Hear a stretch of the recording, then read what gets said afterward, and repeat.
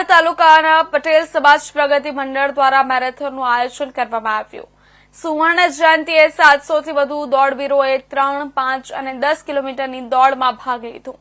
વલસાડ તાલુકા પટેલ સમાજ પ્રગતિ મંડળે તેની સ્થાપનાના 50 વર્ષ પૂર્ણ થવાની ઉજવણી કરી હતી।